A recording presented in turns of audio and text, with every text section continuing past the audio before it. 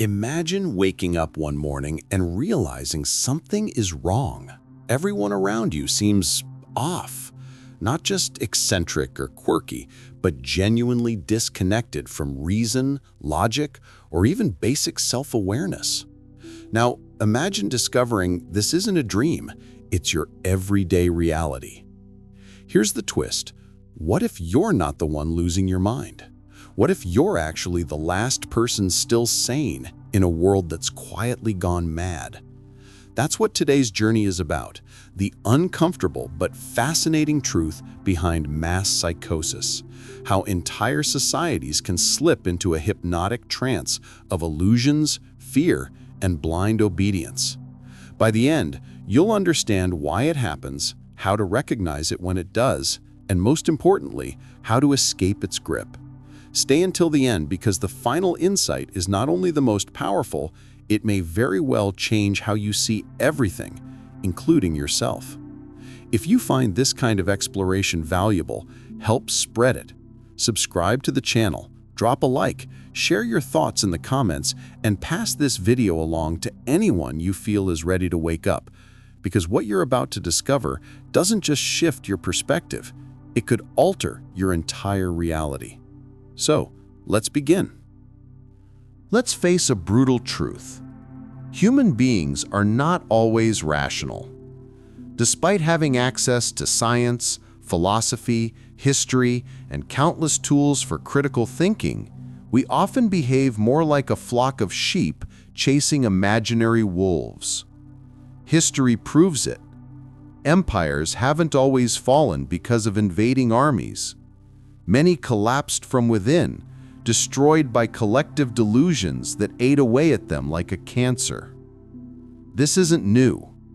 Back in the 17th century, philosopher René Descartes warned that our senses could deceive us.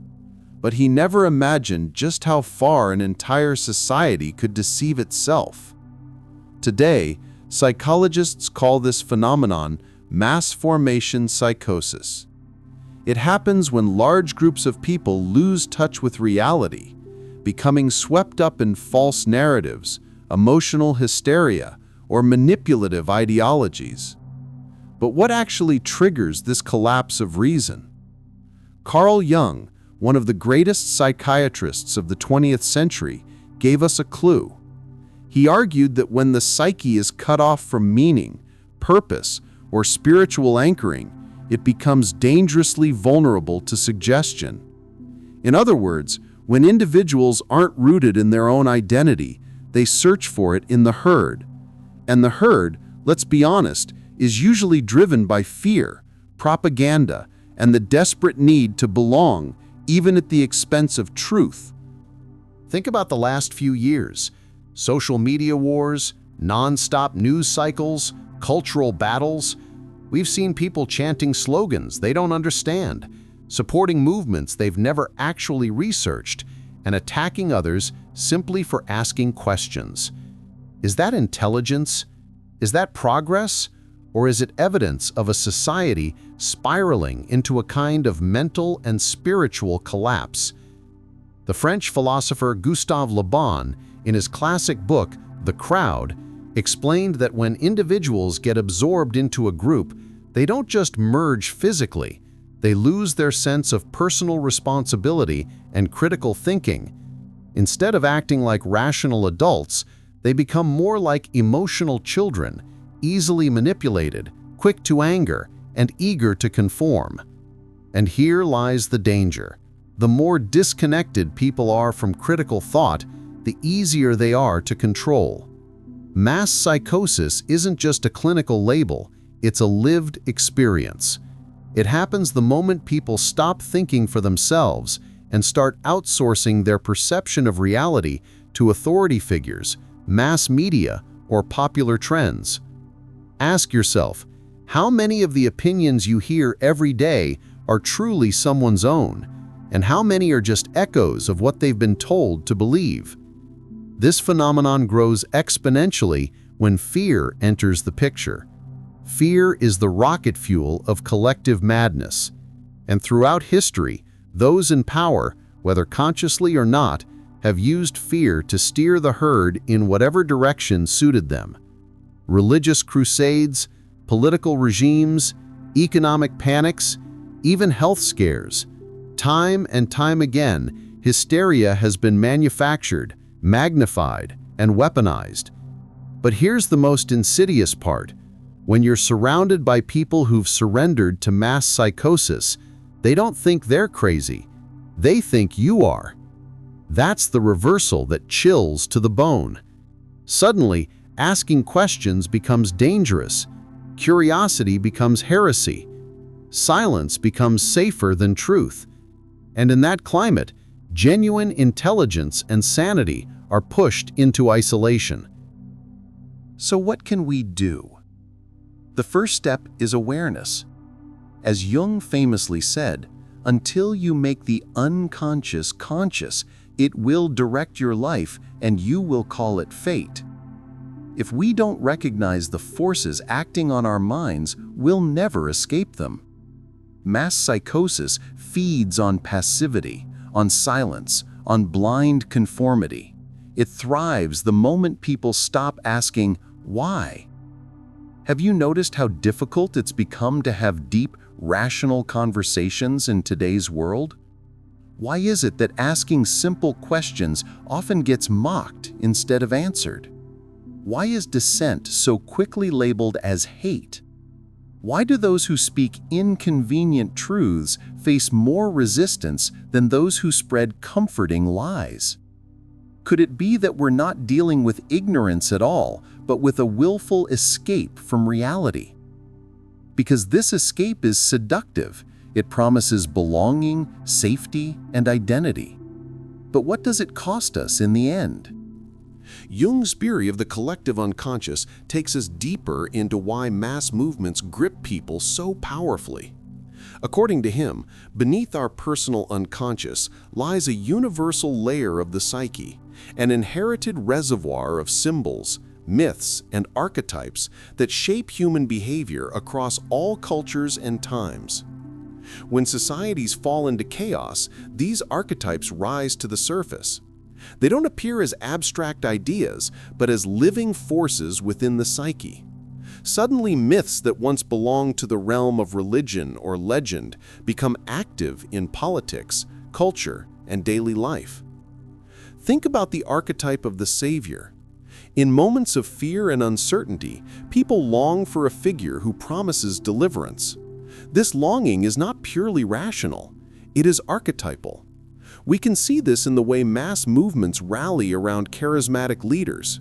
These leaders often embody mythological qualities: the wise father, the warrior, the prophet. The danger is that when these archetypes seize collective imagination, critical thought is suspended. People don't see the leader as a fallible human being anymore, but as an almost divine figure, capable of bringing salvation. The reverse archetype is the shadow.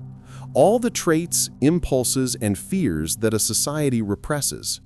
Instead of recognizing these darker qualities within themselves, groups project them outward onto an external enemy. This enemy becomes the scapegoat, the one to blame for every failure, every fear, every injustice. By projecting the shadow outward, individuals and groups feel a temporary sense of purity and unity, but at the cost of truth. This dynamic has repeated throughout history. It was there in the witch hunts of the Middle Ages, in the rise of fascist regimes in the 20th century, and it still lurks in the polarized politics of today. The collective shadow is always waiting for an outlet, and when it finds one, mass psychosis follows. Nietzsche, observing this process, warned of the herd mentality. He saw that when individuals merge into a crowd, they often abandon their individuality. The crowd demands conformity. To stand apart becomes dangerous, even unthinkable. In such a state, truth is no longer what is real, but what the herd agrees upon. Nietzsche's concept of the last man is particularly relevant here. The last man is comfortable, conformist, and afraid of risk. He prefers safety to freedom, pleasure to meaning, and consensus to truth. The last man avoids the pain of individuality, but in doing so, he also avoids its potential greatness. This herd mentality is amplified in the age of technology. Social media platforms create digital crowds where conformity is enforced, not by force, but by algorithms. The feed shows us what others like, what others fear, what others condemn.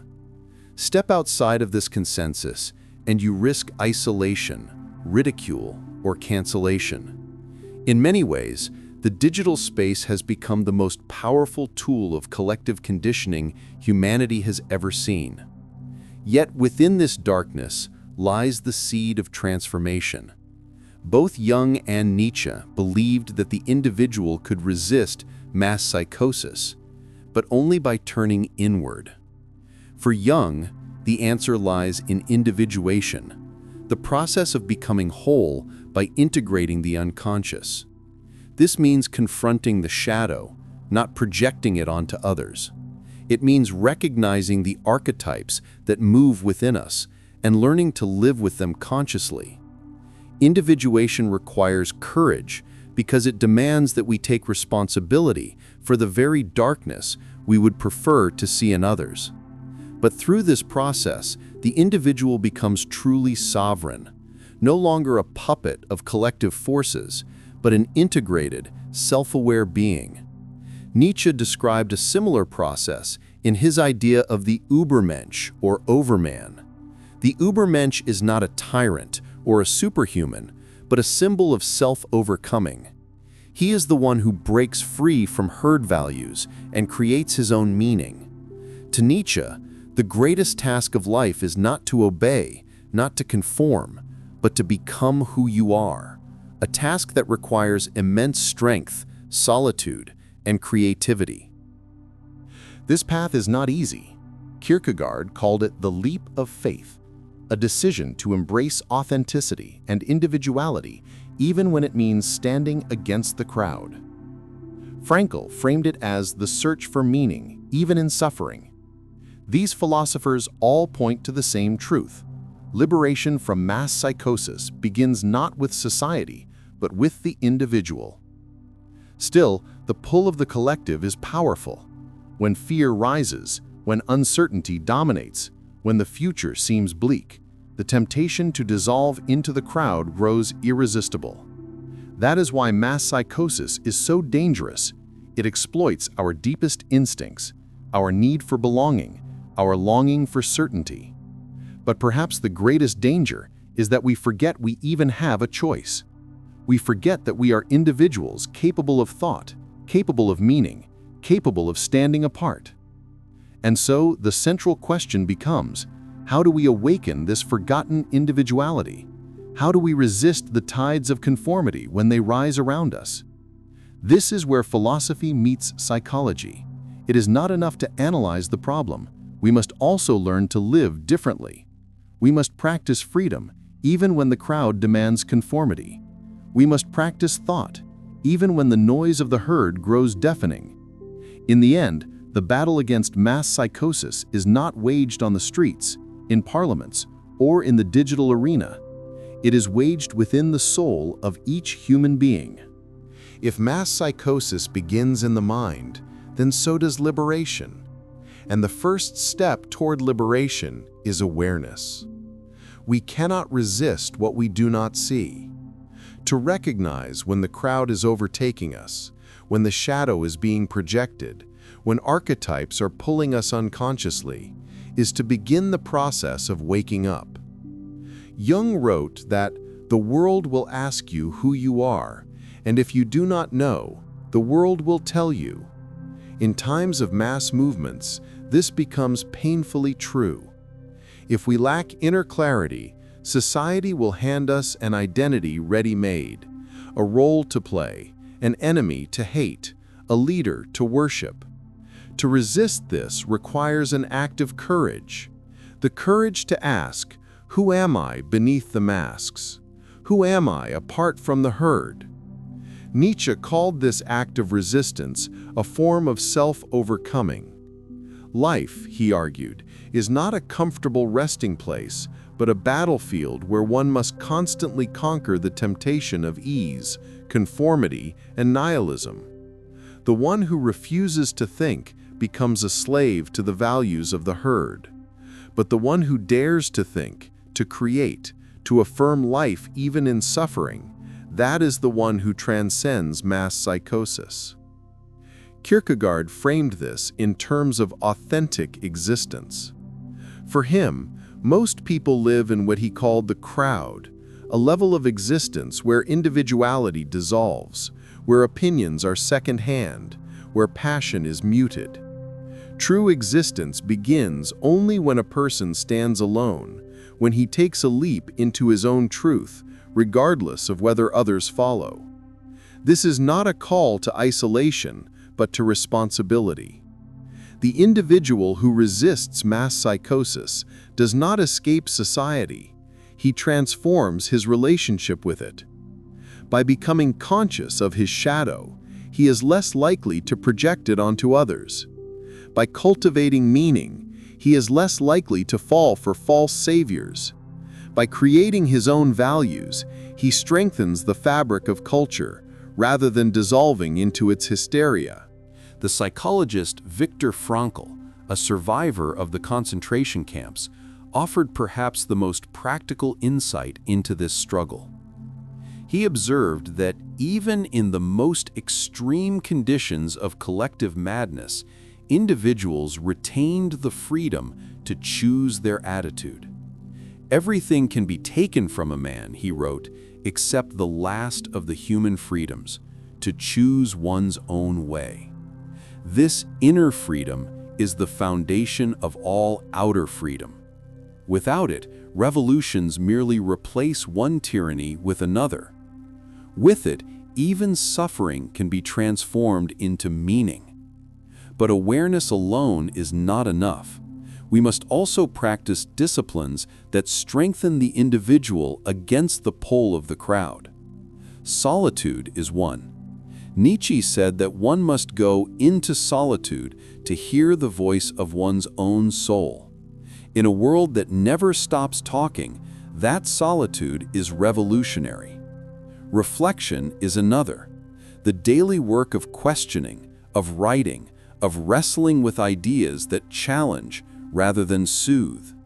And finally, courage, the willingness to be unpopular, to be misunderstood, even to be hated in the pursuit of truth. This does not mean withdrawing from the world. On the contrary, it means re-entering it with clarity. The individuated person, Jung believed, becomes a source of renewal for society. By integrating his own shadow, he reduces the violence projected onto others. By embodying wholeness, he becomes a living reminder that another way of being is possible. Such individuals are like beacons in the fog of collective madness. So where does this leave us today? We live in an age of constant crises, political instability, technological upheaval, ecological collapse, cultural fragmentation.